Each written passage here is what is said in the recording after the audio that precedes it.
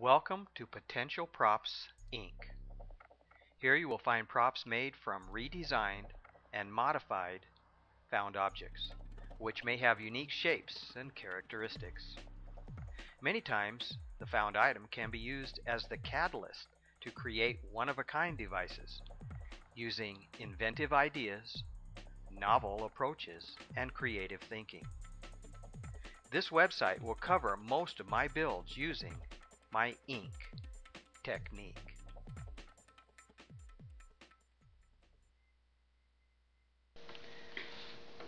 Welcome back to Potential Props.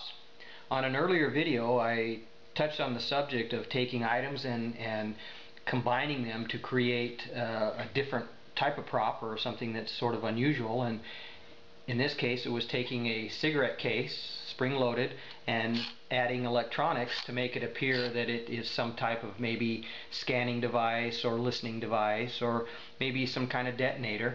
And so I came up with this as a unique type of prop that can be concealed or whatever for, maybe something like Get Smart, I Spy, that kind of stuff. I also mentioned how I would take this particular item. This is a CD motor along with the drive worm gear here and the two sidebars that can keep the center head here level. Well, after removing the motor, sometimes you can actually use these for details. You may not be able to make them function because they are stepper motors. And when you pop the top off, you can see that it uses multiple coils, and it would take a control circuit to make the actual servo turn in both directions or stop or whatever. So I do keep these around mainly for just details. In this case, I took this piece apart, and I'm going to go ahead and do that now. I'll go ahead and remove this portion here to kind of show you what I had to work with, and I'll get back to you as soon as I can. Okay, I went ahead and removed the drive motor and the worm gear, and this is what it looks like. It has a little bracket here that holds the worm gear in place so that when the servo motor spins the worm gear, it maintains a level plane with the mechanism here. Okay, so this moves real smooth. It's got like little slide areas here that slide on the little bars here. These are steel shafts that allow it to move real smooth.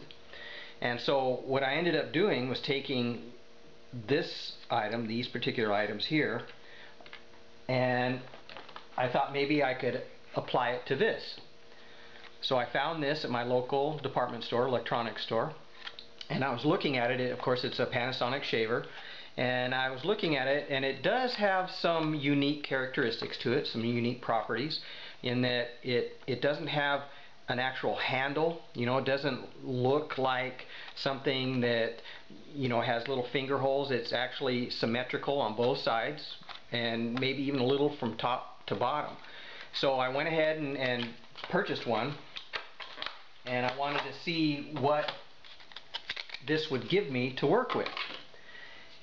So I'm going to go ahead and take this apart for you and show you all the components that come out of here, and maybe some of the items I can keep and maybe some of them not so much. But again, I like to save all the parts in case something down the road allows me to use it in a different prop. So I'm going to go ahead and disassemble this here and see what we come up with.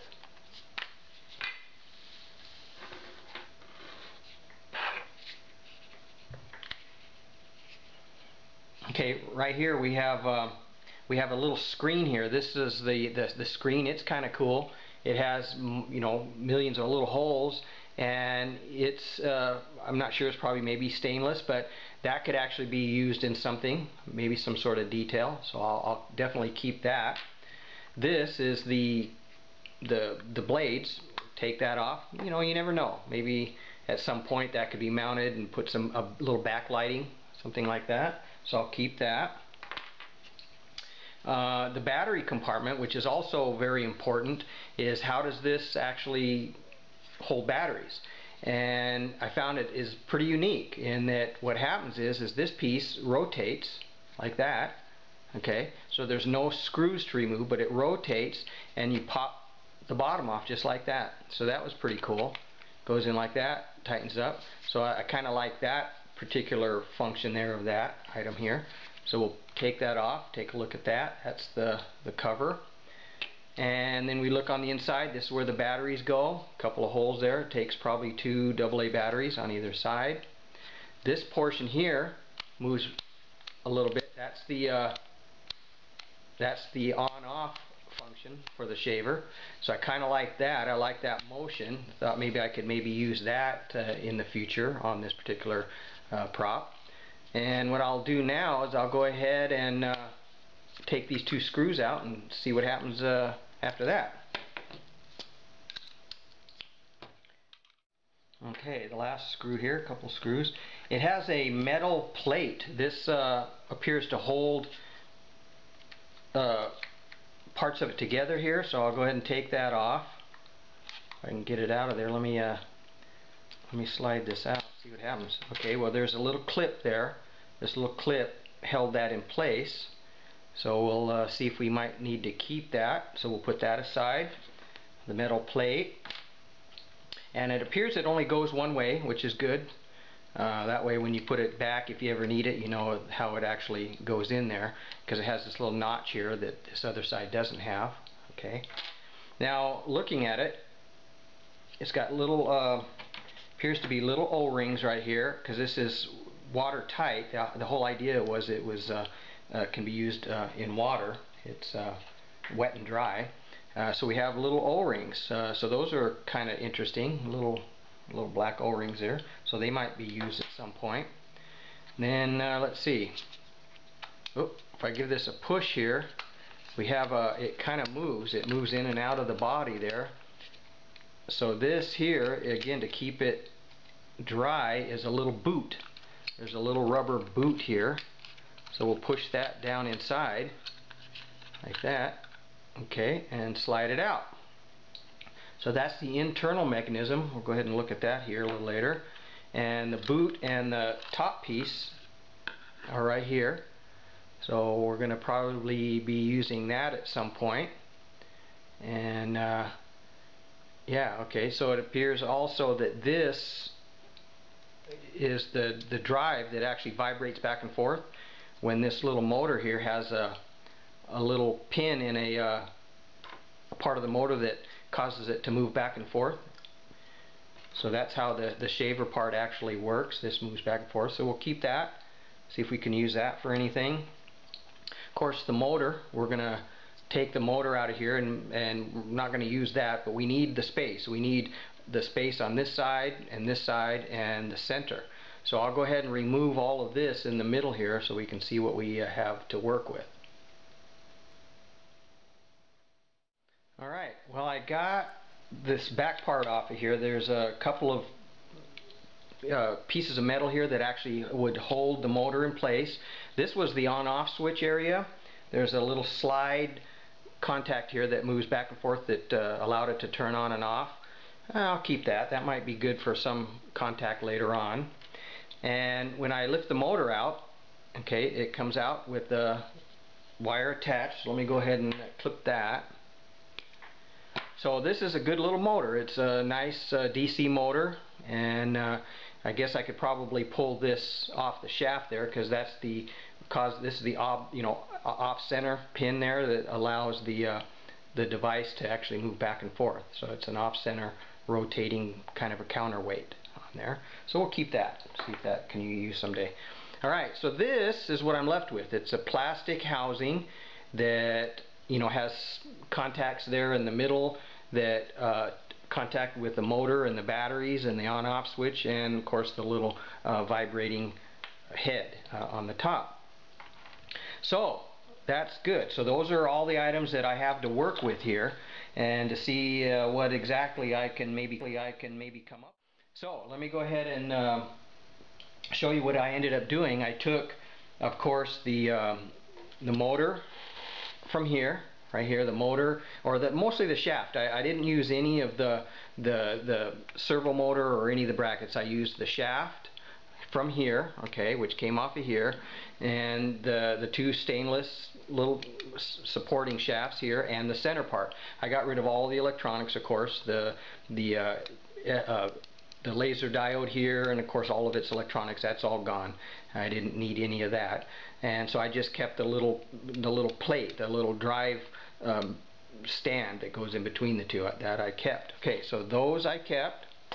The body I'm going to use, including some of the components, and then something else, a third item that I found, which during my build process it was decided that again this servo could not be used, so I needed a smaller motor, and this particular item I found, it has a little wheel and it has this really teeny small little motor that's DC that I can use. I can actually use that and reverse the polarity to make it go up and down.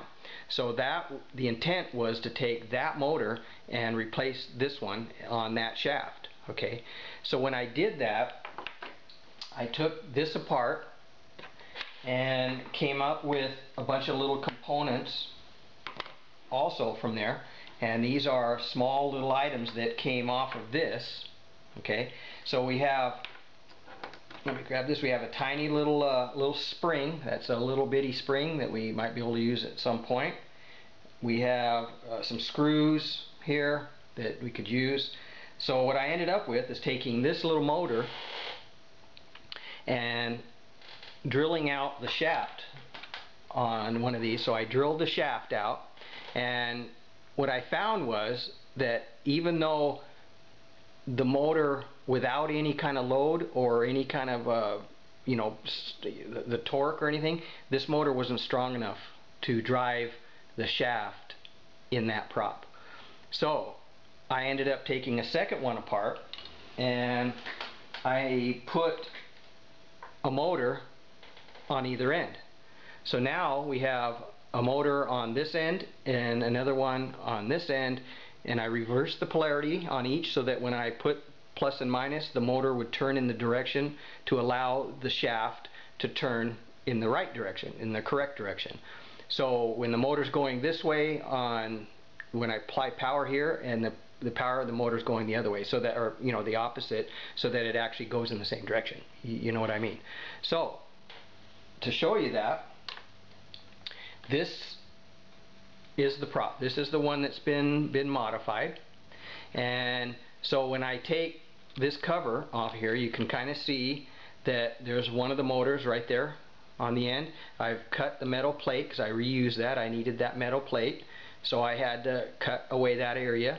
And so the motor doesn't quite protrude out there, which is great, because when I reattach this or glue it back on, this is going to be my on-off switch now, my start, you know, on-off, or to go into the scan mode or whatever it is I decide to do, and maybe put a piece of clear rod or tubing or rod or something right here, maybe sandblast it, maybe put some lines in it. I haven't got that far yet. And this piece now moves via the motor. So now this goes in and out with the motor. The battery compartment's been modified. So when I take this out, you can see the other motor right here. Okay, and so we have a motor on this side and an opposing motor on the other side, and the shaft runs up the center. Okay, I had to modify the lid to actually accept the motor, so I ended up cutting away the back portion right here. This whole piece right in here has been hollowed out, and that way it makes clearance when this goes back in like that for the motor. Okay, so that was good. Didn't have to come out of the outer edge there. Didn't have to drill through there or grind through there at all. So that's the good thing about that. Okay, now I'm going to go ahead and clear away the items here and show you a little bit more about what I've done with this.